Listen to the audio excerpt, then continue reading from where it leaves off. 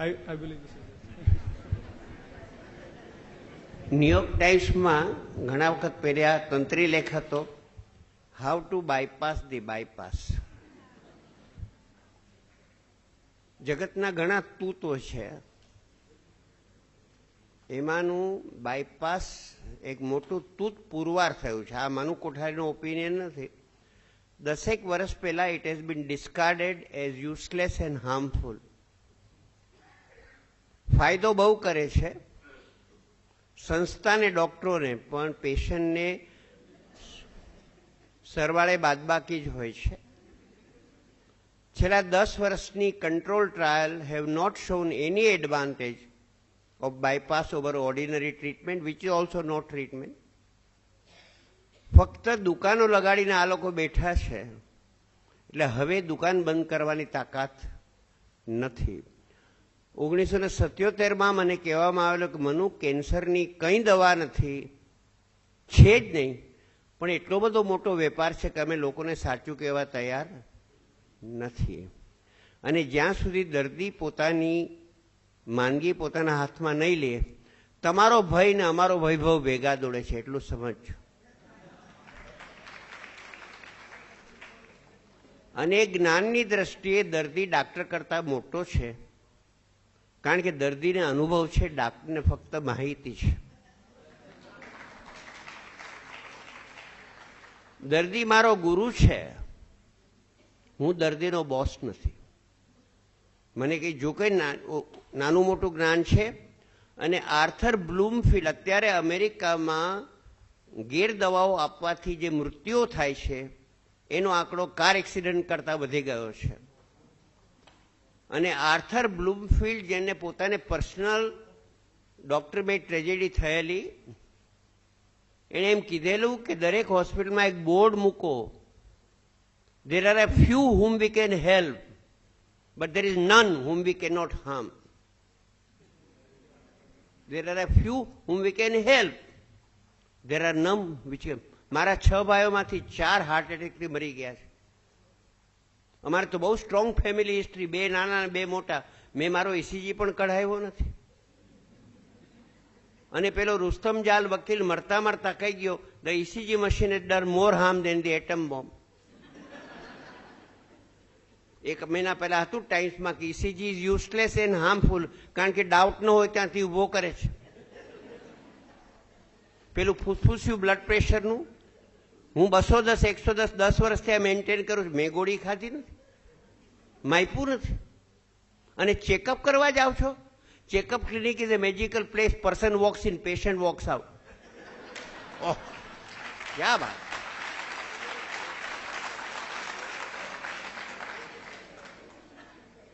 નિષ્પક્ષ રીતે કહું છું, નિષ્પક્ષ. આમાં મારી સાથે લુઈસ ટોમસ અમેરિકાના, લાયલ વોટસન યુરોપના છે, કે the greatest discovery of the 20th century is the profundity of human ignorance. કેન્સરની બાબત અમે સ્પેલિંગની આગળ જઈ શક્યા નથી ને જવાના નથી. હાર્ટ એટેકની બાબત સેમ, ડાયાબિટીસની બાબત સેમ, બ્લડ પ્રેશરની બાબત સેમ, આર્થરાઇટિસની બાબત સેમ. પણ હજુ ભદ્ર સમાજને એમ છે કે પૈસાને જોરે તબિયત ખરીદી શકાશે. અને ઈશ્વરના દરબારમાં સારી વાત છે કે કોઈ બેટો પૈસાના જોરે 1 મિનિટ લાંબુ જીવો નથી, એને કોઈ પૈસાના અભાવે વહેલો મર્યો નથી. કુદરતી એટલી મહેરબાની છે. આપણે બધા ભૂલી ગયા છીએ. વિનોબાએ કીધું, 1 શ્વાસ 1 પૂર્ણ જીવન છે. I first inspire, then I expire. Manu Kothari expired just now before you. બીજો શ્વાસ આવ્યો છે તો બળબડ કરે છે, નહીતર રામ બોલો ભાઈ રામ. તરુણ બેનર્જી, મારો મિત્ર કાર્ડિયોલોજીસ્ટ, કલકત્તામાં મંચ ઉપર ચડ્યો, how to prevent heart attack, અને ત્યારે જ મરી ગયો હાર્ટ એટેકથી. અને 2000 વર્ષ પહેલા, પહેલી સદીમાં માર્કસ ઓરેલિયસ ફિલોસોફરે કીધું, many a physician forecasting death of the patient has had his own funeral attended by the same patient. અમારા નીતુ માંડકે 18,000 બાયપાસ કરીને પોતે જ હાર્ટ એટેકથી ઉપર સીધાવી ગયા. રોગ કોઈ દી આપણને મારતું નથી. મૃત્યુ એટલું પવિત્ર અને માન છે, એ રોગની રાહ જોતું નથી. દરેક શ્વાસે હું મરું છું, શ્વાસનો કોટા પૂરો થયો, પતી ગયો. થોડા વર્ષ પહેલા બ્રિજકિન્ડીમાં એક મોટા ઇન્ડસ્ટ્રીયાલિસ્ટ આડા પડેલા, ત્યારે ગરીબ હતા બહુ, 68,000 કરોડ જ હતા 68 વર્ષની ઉંમરે. કારણ કે it is 1/4 of Colgate scam, એટલે હું કહું છું બહુ ગરીબ હતા. ચિત્રગુપ્તે જોયું કે સાહેબનું તો પ્રીપેડ કાર્ડ પૂરું થવાનું છે. ભગવાનને ફોન જોડ્યો કે આને થોડા શ્વાસ આપો ને, ત્યારે શેર હોલ્ડરો સુઇસાઇડ કરશે. એટલે ભગવાન કે શેર હોલ્ડરના પાપિયાનું નામ મારી પાસે લઈ નહીં તો પરસેવા વિનાનો પૈસો છે, હરામનો. અને બીજું સાહેબને કહે છે બિલગેટના પૈસા શ્વાસ વેચાતો નહીં મળે, માગા દીકરીના હોય, વહુના ન હોય. માટે હે ફલાણા ભાઈ, હે બિરલા, હે ગોયંકા, હે મનુ કોઠારી, 100 વર્ષ જીવવાની તૈયારી રાખો ને દરેક આગલા શ્વાસે મરવાની તૈયારી રાખો બોસ. તો પછી બહુ ગડબડ નહીં કરો, બહુ ગુસ્સો નહીં કરો, બહુ સોનું નહીં ખરીદો. કબીરે હસાવો અને મરતી વખતે પણ જરા આનંદથી મરતા પણ શીખો યાર, તો આનંદથી જીવશો.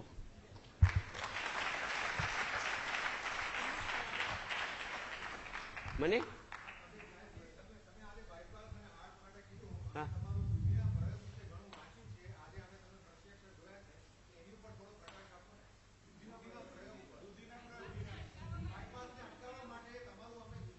ના, એનામાં શું છે બોસે ભાઈ, એવું છે એક વસ્તુ કહી દઉં.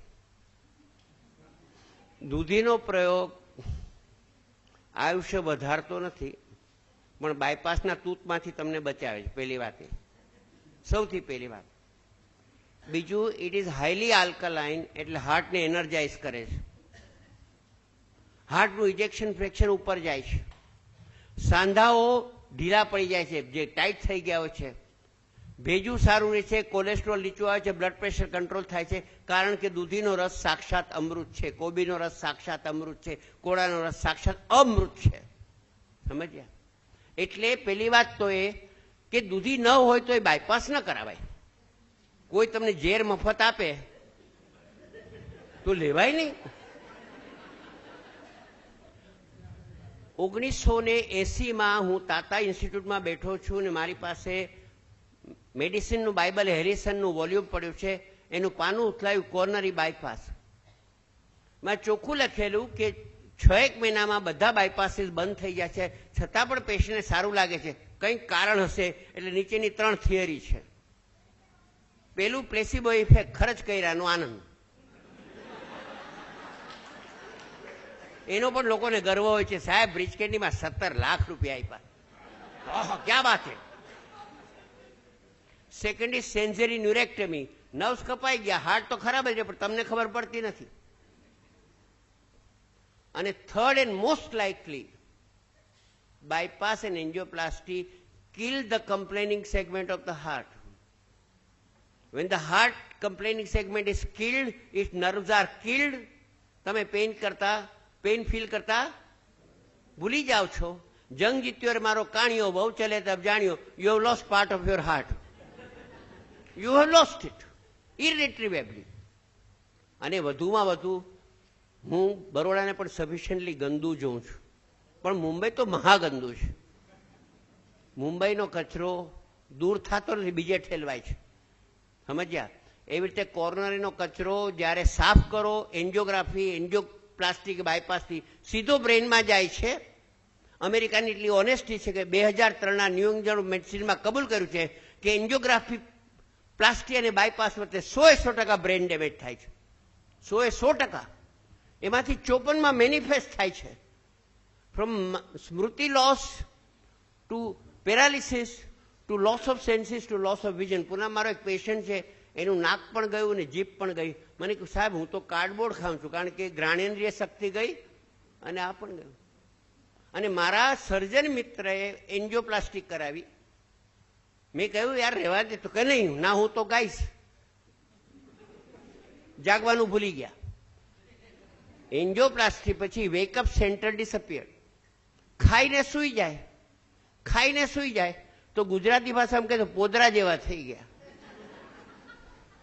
પછી આલ્ઝાઇમર શરૂ થયું પથારીમાં, અને એને 10 ગોળી આપતા હતા, કારણ કે ડાયાબિટીસ, હાઇપરટેન્શન, કોરોનરી. મેં એની ડોક્ટર દીકરી, તું આટલી દવા કેમ આપત? તો કે ડાક્ટર એમ કે છે કંઈક થઈ જશે. મેં કંઈક થવા દે યાર. દવા વિડ્રો કરી, પછી 4.5 વર્ષ કાઢ્યા. બોસ, તમારો શ્વાસનો કોટા સિલેક્ટ હશે ને કોણ તમને મારવાનું છે, અને શ્વાસનો કોટા સિલેક્ટ કરીને કોણ તમને જીવાડવાનું છે.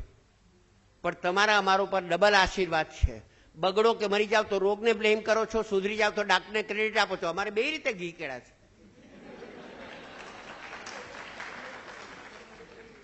એટલે એક વસ્તુ કહું, 76માં મેક્સિકોના વિનોબા ભાવે મારું કેન્સરનું પુસ્તક રિલીઝ કર્યું. એમાં લખેલું, આ પુસ્તક દ્વારા સામાન્ય માણસ કેન્સર ઉપર એક્સપર્ટ થઈ જશે, કારણ કે કોઈ બેટો એક્સપર્ટ છે જ નહીં. નથી તો નથી. એવી રીતે એક મારવાડી પેશન્ટ આવેલી કલકત્તાથી, બહુ પૈસાદાર. ઘણા લોકો પૈસાથી પીડાતા હોય છે. હાર્ટનો પ્રોબ્લેમ લઈને આવી. મેં કીધું, madam you don't need bypass. મને કે 11 કાઢ્યું તો you are the first one to tell me કે બાયપાસની જરૂર નથી. મેં કીધું, આ ક્ષેત્રમાં બધા જ ગધેડા છે. હું કબૂલ કરું છું કે હું ગધેડો છું. બાકીના 10ની પાસે એ નૈતિક હિંમત નથી કે કહી દે કે કંઈ નથી યાર. બાયપાસમાં કોને ખબર છે? કોઈને ખબર નથી. એન્જિયોપ્લાસ્ટી સ્ટેન્ટ, અને શું વેપલો, શું ધંધો, અને કેટલું, હાઉ ઓલ્ડ ઇઝ બાયપાસ? 1899થી આ સ્ટન્ટ શરૂ થયો છે. તમને ઇતિહાસ ખબર છે? અત્યારે 113 વર્ષ થઈ ગયા બાયપાસની ઘાલમેલ ચાલે છે, અને વાણિયા ફેરવી તોડ, કંઈક નવું, કંઈક નવું, કંઈક નવું. અને તમે બધા એટલા પૈસા ખખડતા હોય છે. અને બીજો પેશન્ટ ઉપર જુલમ હોય તો સગાવા લાવવાનું. ઓહો, બે રીતે. નહીં કરાવી જ નાખો. અરે પણ પેલો નથી, નહીં કરાવી જ નાખો. તમારે કેન્સરની ટ્રીટમેન્ટ લેવી પડશે, નહીં તો હું નહીં બોલું. પછી મારે કેવું પડે કે ટ્રીટમેન્ટના લગ્ન તમારા વર સાથે થાય, તમારી સાથે થતા ને. અને પેલું ખાવા બેસે તો જુએ, જરા ઘી વધુ લીધું. અરે ઘી તો કઈ ઝેરી દવા ખાવ 14-15, ઘી ના ખવાય? શું વાત છે? કેનો ન્યાય છે? રોટલી ઘીમાં બોડીને ખાતા શીખો.